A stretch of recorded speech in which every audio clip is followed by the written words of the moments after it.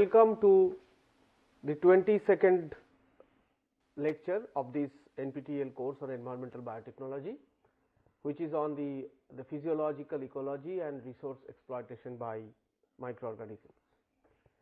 In this particular lecture, the complex mixture in chemical disequilibrium in the environment will be discussed, and this will be followed by the thermodynamic hierarchy that describes the selective pressure, energy sources and geochemical reactions within different environmental systems. So, to begin with, the complex mixture in chemical disequilibrium in the environment. So, one of the major aspects of cellular metabolism within diverse environments, wherein environmental biotechnology processes are studied or developed, generation of ATP, the energy currency of the cell, remains one of the very important factor for driving the cellular processes. And as we understand that this generation of ATP, which is the energy currency of the cell, is connected to metabolism, cellular metabolism with respect to deriving the energy from the different energy sources, like the chemical energy or the light energy, or it could be from the reduced carbon substrates or carbon compounds or the sugar molecules, which upon oxidation also produce this energy or the ATP molecules. Now, without these ATP molecules, cell maintenance, cell motility, biosynthetic reactions which facilitate the synthesis of all the macromolecules within the cells, replication of the DNA or the genetic material, cell growth and heredity would be impossible.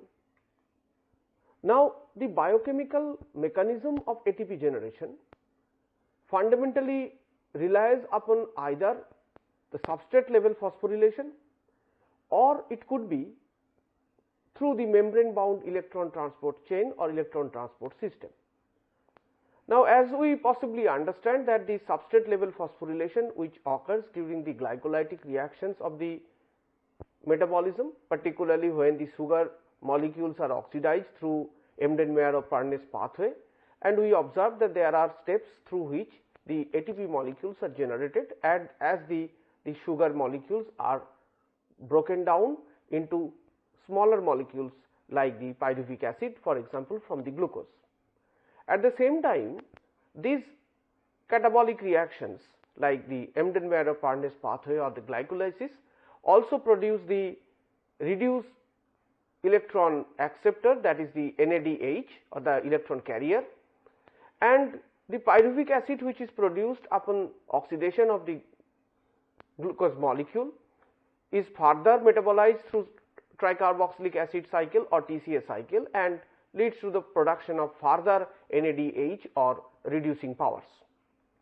Now, while this ATP which is directly produced from substrate level phosphorylation represents the one of the major outcome of this glycolytic reaction, the reduced electron carrier like NADH, which are produced in plenty of the number during this glycolytic reaction and subsequent TCA cycles, they transfer the electrons into the electron transport system, and as you can see in the right panel that the reduced electron carriers like NADH or FADH2, which are produced during the glycolytic reactions or the TCA cycle, they donate the electrons to the electron carriers which are membrane bound, and these membrane bound electron carriers, they are able to transfer the electrons to the terminal electron acceptor like the oxygen, and thereby producing water molecule.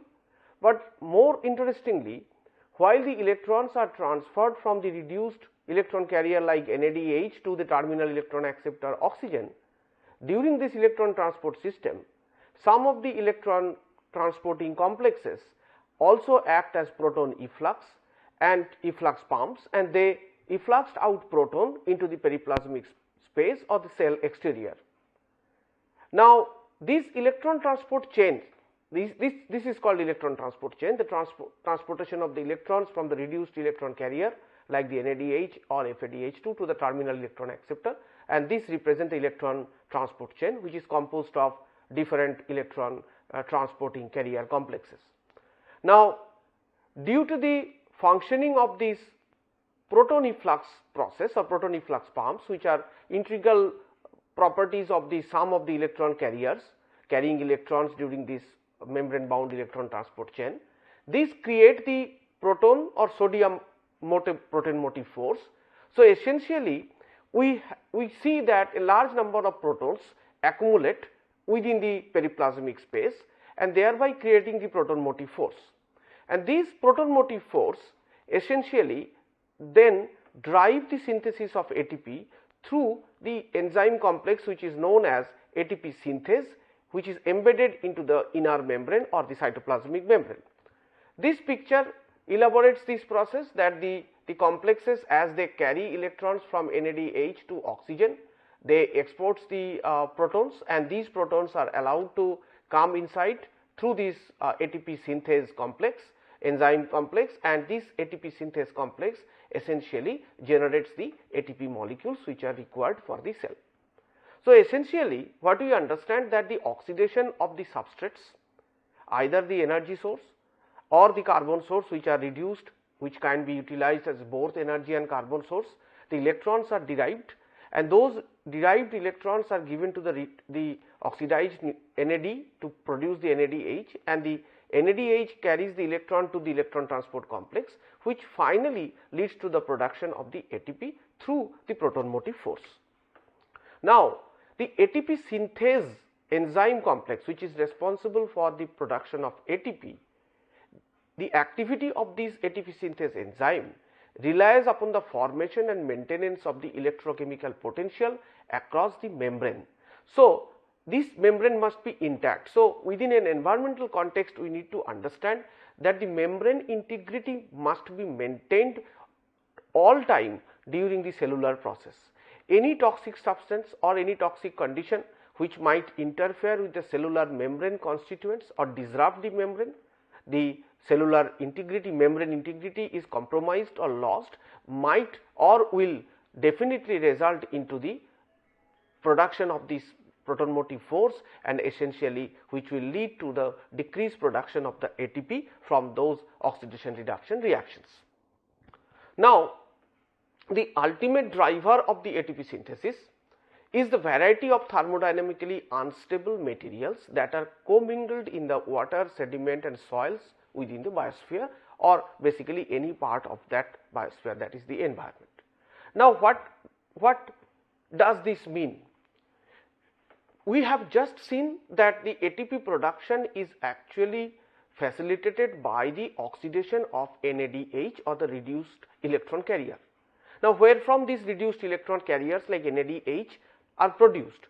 The NADH are produced because of the oxidation of the substrates molecule. What type of substrate? Substrate which are energy rich, and upon oxidation they give rise to the electrons, and those electrons are carried by the reduced electron carrier or the oxidized electron carrier to produce the reduced form, that is NAD plus is converted to the reduced form of the NAD plus, that is the NADH H plus. Now, who are those electron donors? The fundamental electron donors from where the source of the electrons, from where the electrons are originally obtained and then taken by the NAD plus. Those sources are the thermodynamically unstable materials. For example, the reduced carbon compounds or other inorganic materials which can be processed or catalyzed or rather metabolized through microbial enzymes to get the electrons out of them, and then those electrons can be given to the electron carrier like the NAD plus. Now, these materials, for example ammonia or reduced sulfur compounds or iron oxide compound, all these compounds are mixed in a very active form within diverse components of any kind of environment, be it wastewater or be it a rock or a sediment or a polluted soil or any kind of other materials. So, everywhere these materials, which are basically many of them are thermodynamically unstable and could be metabolized by the cells to get the electrons out of them most often, and sometimes donate the electron to them to reduce them, and that drives the synthesis of ATP. Now, let us look at the different subsets or sub-habitats within the planet Earth. So, the Earth as a whole or its different habitats or sub-habitats and their microenvironment, the innumerable number of microenvironments which exist within this landfill dump site or a pile of ore material, mineral containing or heavy metal containing rock ores, or a agricultural site or a activated sludge containing wastewater treatment plant. So, we can have innumerable number of microenvironments within them, and they constitute a kind or represent a kind of complex state consisting of commingled material. Now, these commingled materials are, most of them are organic or inorganic substances. These organic or inorganic substances are active in the term that they can donate electron or they can accept electron.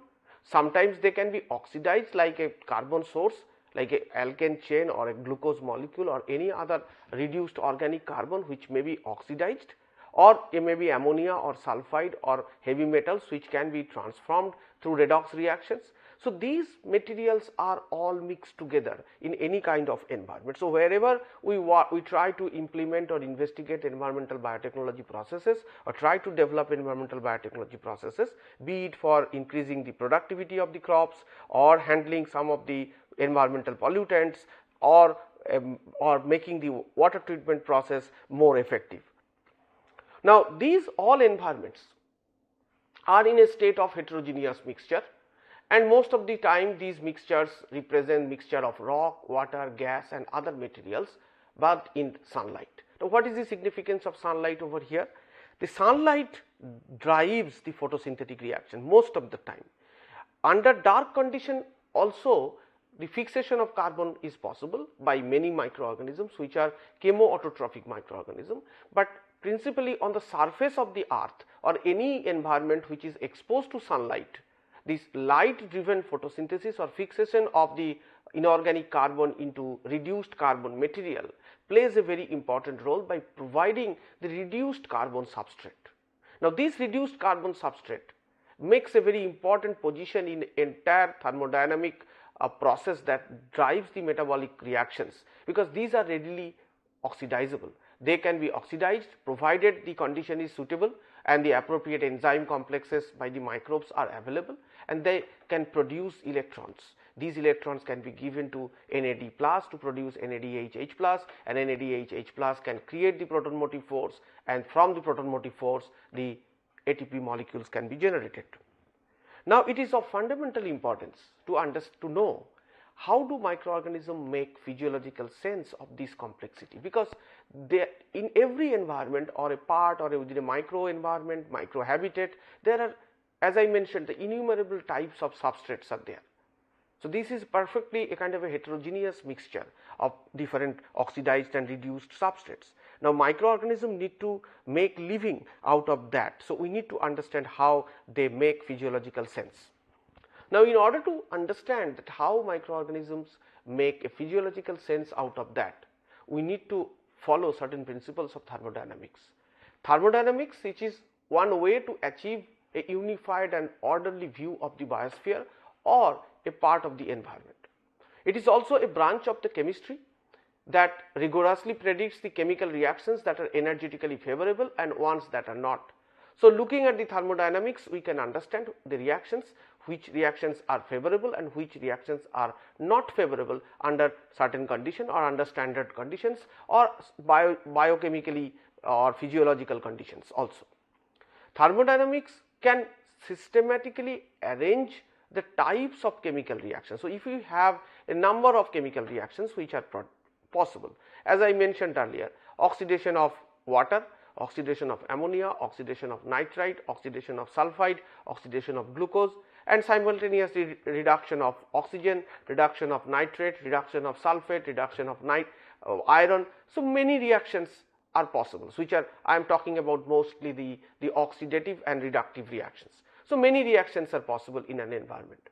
Now, is it possible to arrange the type of reactions that could perhaps occur within a complex heterogeneous mixture? based on certain criteria? Yes, it is possible. So, it is the thermodynamics or thermodynamic criteria or characteristics which help us to arrange the type of reactions, particularly the oxidation reduction type reactions that may occur in a complex heterogeneous mixture, which are typical for any environmental system. And when we have that arrangement, that the reactions which are more preferable in an oxidizing conditions and reactions which are more preferable within a reduced conditions, we can predict and catalog the energetically favorable reactions. We can pretty easily identify which type of reactions might be more preferable or energetically preferable or favorable within a given environment.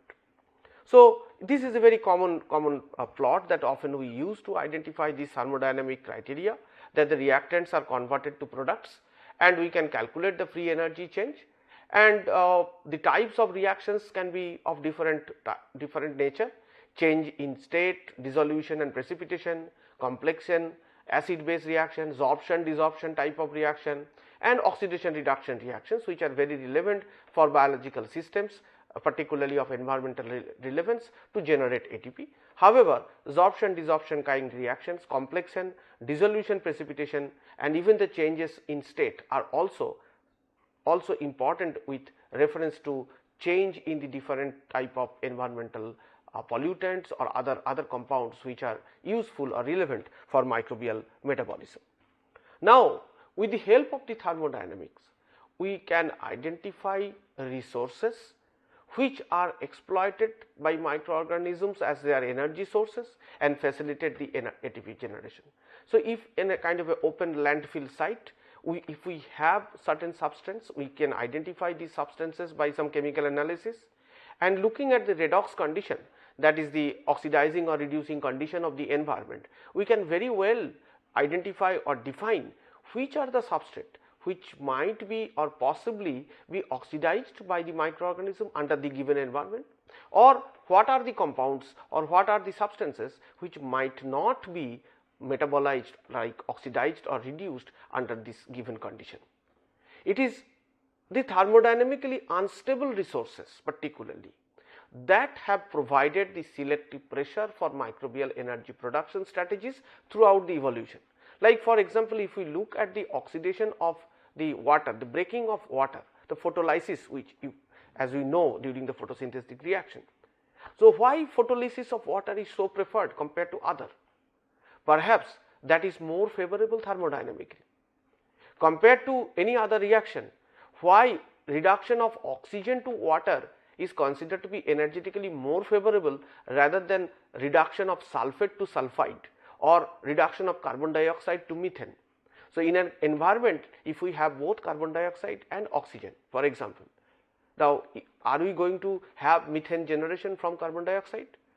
Possibly no, because the reduction of carbon dioxide to methane is energetically not favorable. Thermodynamically, it is not favorable. The free energy change, the delta G, is very less. So, the microbes will not be benefited. So, if we have oxygen or any other terminal electron acceptor which are having a better free energy provision, carbon dioxide reduction to methane may not be adopted by the cells over there. So, even if you have organisms, microbes who are able to carry out methane generation from carbon dioxide, those microorganisms won't be acting appropriately towards the generation of the methane.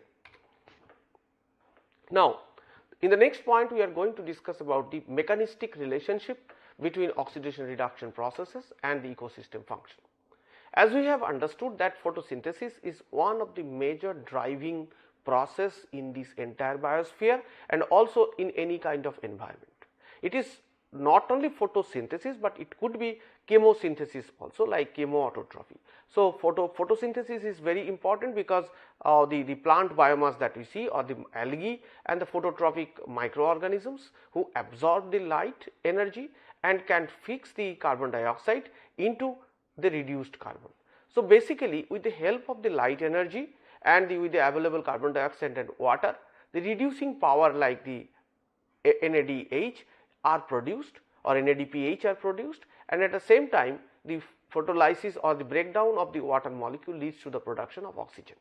So, this has a very important implication on the overall the metabolism or metabolic scenario. This reducing power is used by the microorganisms and other organisms who are carrying out the photosynthetic reaction to reduce the carbon. So, essentially the carbon dioxide is reduced to reduced form, like the, for example, the glucose or glucose like reduced carbon form. And these reduced carbon molecules, they allow or they represent the primary production within an ecosystem.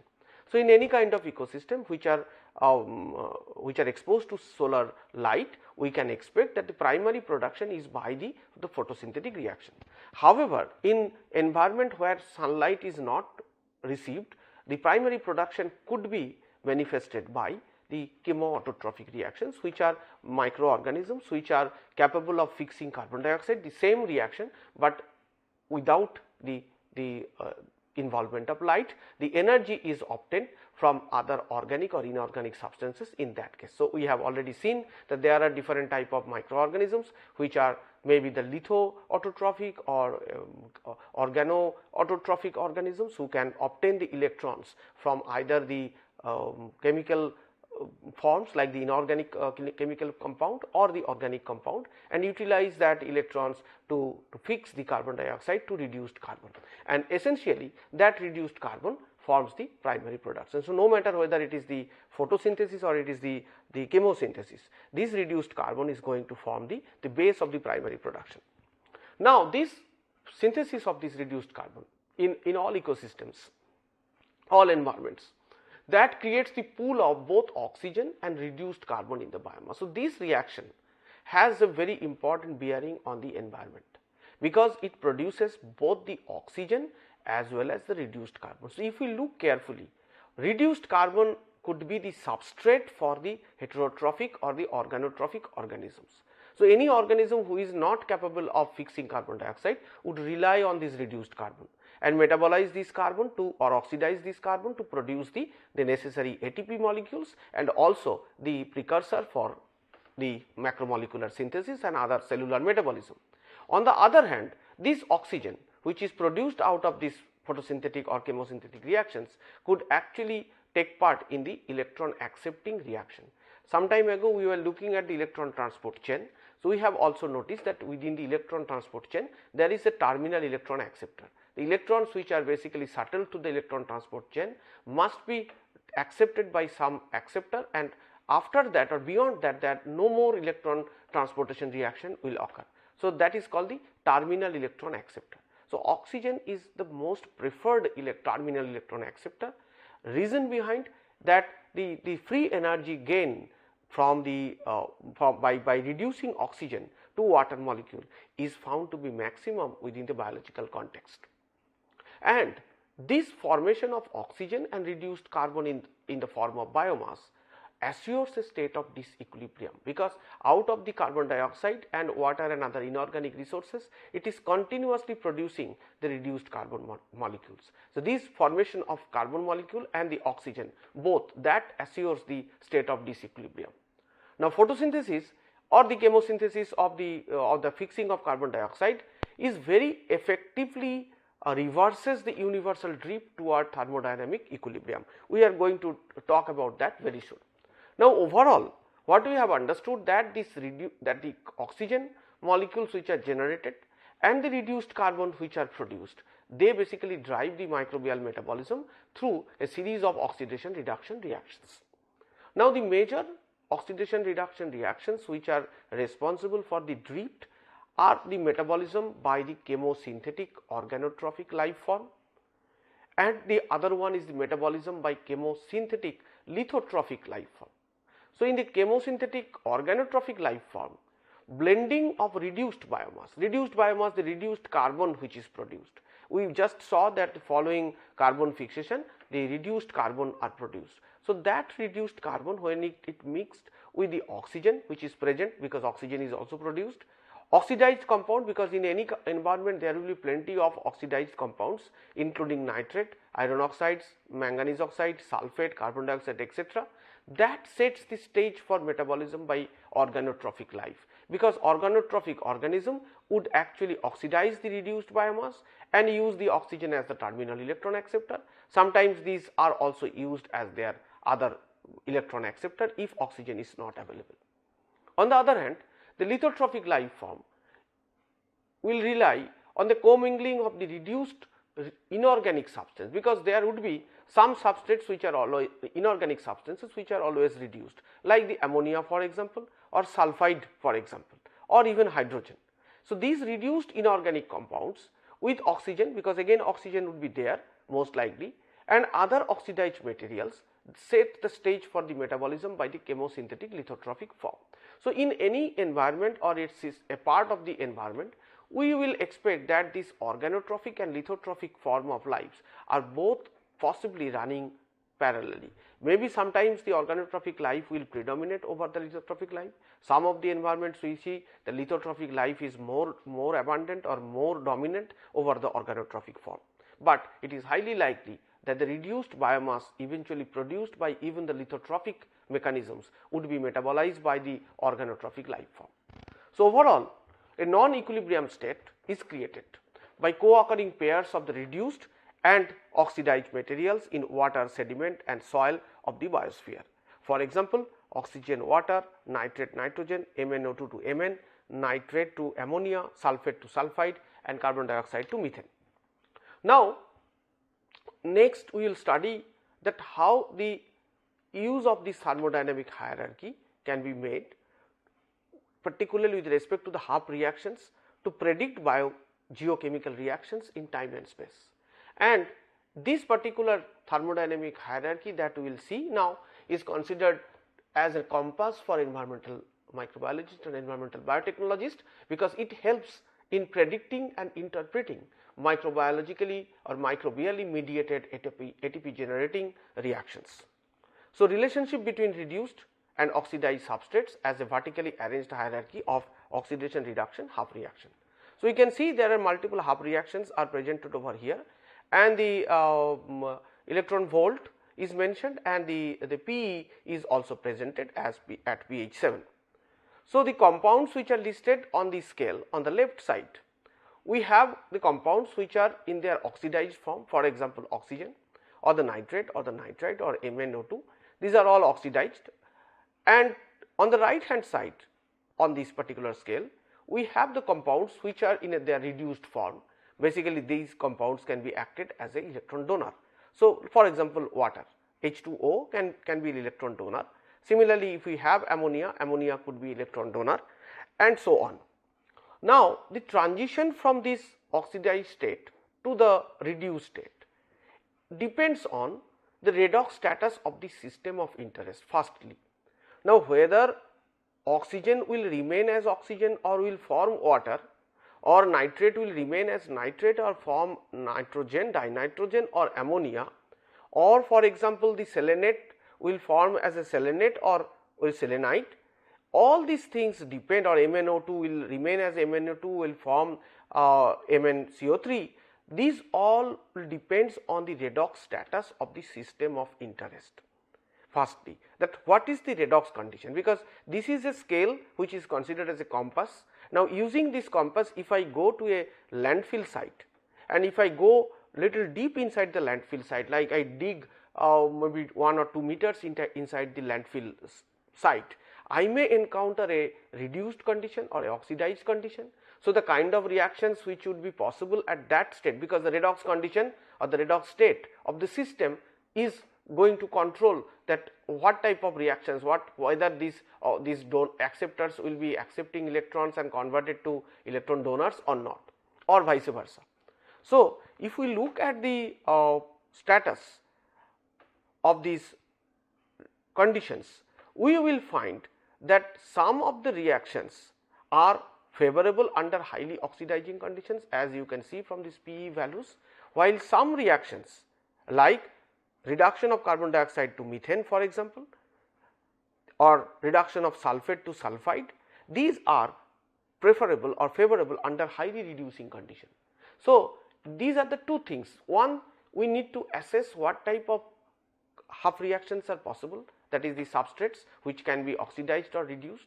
by different analytical techniques. We can take any wastewater or contaminated site or any environment where some biotechnological processes are to be initiated. So, firstly we need to analyze that what are the substrates which are the unstable substrates which can be oxidized or reduced. So, potential electron acceptors and electron donors are to be identified, and then it is necessary to identify whether the environment is a reducing condition or an oxidizing condition, because some reactions might be possible under oxidizing condition, but some reactions might be only possible under the reducing condition. I mentioned about the formation of methane from carbon dioxide some time ago, which is possible only under highly reducing condition. So, if we see that high amount of carbon dioxide is there, but the condition or the redox state is positive, like positive 10 or 5 or 6, then we may not expect any kind of carbon dioxide reduction under the same condition, because under that condition oxygen is going to be reduced and to produce water, or if oxygen is lacking, then eventually nitrate, after nitrate Mn or maybe iron will be reduced, but carbon dioxide reduction would definitely not take place unless the condition is going to be highly reduced. Now, this compass can be used to predict which combinations of the half reaction pair are thermodynamically possible. These are all reactions from these thermodynamic the half reactions. So, the half reaction pair, out of them which one are possible in a given environment is only predicted from this compass or the list. Under standard conditions, the lower reactions proceed leftward, that is electron producing, and the upper reaction proceeds rightward, that is electron accepting. So, under normal standard conditions, we will see these reactions will prefer, like the oxygen would be reduced to water, or nitrate will be reduced to nitrogen, etc. Whereas, under the reduced condition, we may see that carbon dioxide is reduced or sulphate is reduced to sulphite. Now, if we look little more in depth into this particular compass, we will be able to find out that this is very well connected to the carbon cycle as well, or in any environment where reduced carbon or carbon molecules are cycled. In all environments, eventually carbons are cycled. So, fundamental reactions to the carbon cycle tie the oxidation of this photosynthetically produced or otherwise produced organic matter to the variety of final electron acceptors that may be present. Now, if we look at this, the carbon or the glucose, this can be oxidized. So, this can be oxidized to produce the electrons, and these electrons will move into different electron acceptors, like it will move to oxygen as a terminal electron acceptor. The electrons might move to the nitrate or to the sulphate or the selenate or arsenate or even to carbon dioxide to produce methane. Now, the free energy change or the free energy gain by this transfer will vary, because if the electrons travel from this glucose oxidation to water, the free energy gain is maximum compared to that of nitrate or selenate or arsenate or sulphate or carbon dioxide. So, essentially we can expect energy gain which decreases very significantly as we come down in this particular thermodynamic scale. Now, each of these coupled half reactions is mediated by chemosynthetic organotropic microorganisms. So, the reactions that we are mentioning, like the reduction of oxygen as a terminal electron acceptor, reduction of nitrate to nitrogen, or reduction of nitrate to ammonia, or reduction of selenate, or reduction of iron oxide, arsenic, sulphate to sulphide, or carbon dioxide to methane, are all catalyzed by specific group of microorganisms. Sometimes some reactions are catalyzed by more than or a single microorganism can catalyze more than one reaction, but often they are very specific to individual group of microorganisms. So, based on this overall process, we could find out 8 common processes. These are which are recognized to occur in a carbon rich habitats, which includes the aerobic respiration to denitrification, manganese reduction, iron reduction, fermentation, sulphate reduction, methanogenesis, and finally acetogenesis. So, as I discussed, aerobic respiration will occur at the PE of 13.75 or nearly 4, because it is the most oxidizing condition which prefers or favors the use of the oxygen as a terminal electron acceptor, and its free energy yield exceeds that of the other reactions. So, if you have the free energy content is the maximum free energy constant, that is the minus 125 kilojoule per reaction. So, that is the maximum. So, if we have oxygen in a system, oxygen is going to be use a terminal electron acceptor if the condition is oxidizing. If we have to look at the PE also, if the condition is not oxidizing, then perhaps oxygen may not be reduced. Now, in a given aquatic or terrestrial habitat rich in carbon, microorganisms endowed with the physiological capacity to carry out aerobic respiration will obviously have an advantage. So, it is not only the aerobic respiration which will provide more energy to the system or the cells, but also the organisms which are capable of performing the aerobic respiration will have an advantage, and certainly they will proliferate, they will make use of this energy more.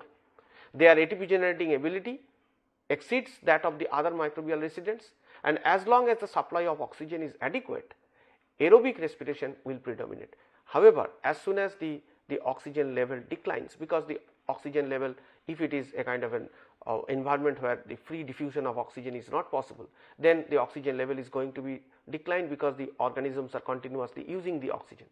Then as the oxygen level declines, because oxygen is continuously used as a terminal electron acceptor, the nitrate respiring organism will become predominant. Why nitrate reduction to denitrification process? Because its energy yield is the next to oxygen and it is higher than the others.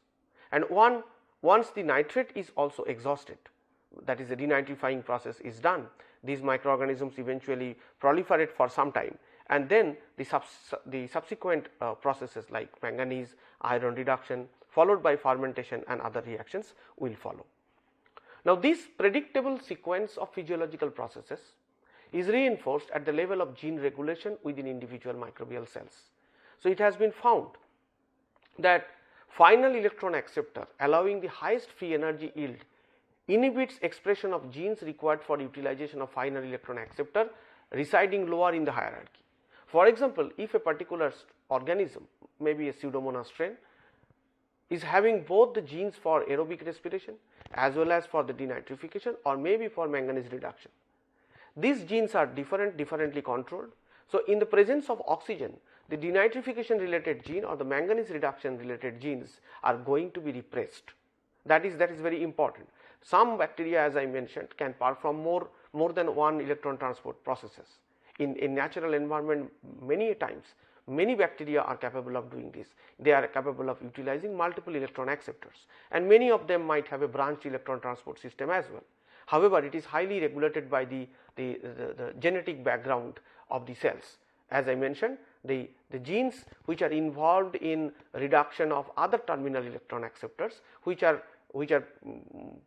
provided with or will lead to the production of less amount of energy, will be repressed unless the maximum energy yielding process is exhausted. Those genes are not going to be expressed. So, with this we end this particular lecture, and this part of this lecture may be read from the environmental microbiology book From Genomes to Biogeochemistry by Madsen. And in conclusion, any part of our environment represent a state of commingled materials. How do microorganisms make a physiological sense of this complexity is an important aspect of environmental biotechnology. Thermodynamic logic in utilizing the resources and generation of ATP is discussed. Mechanistic relationship between the oxidation reduction processes and ecosystem function is highlighted. And finally, use of the thermodynamic hierarchy of high reaction to predict biogeochemical reactions in time and space is discussed. Thank you.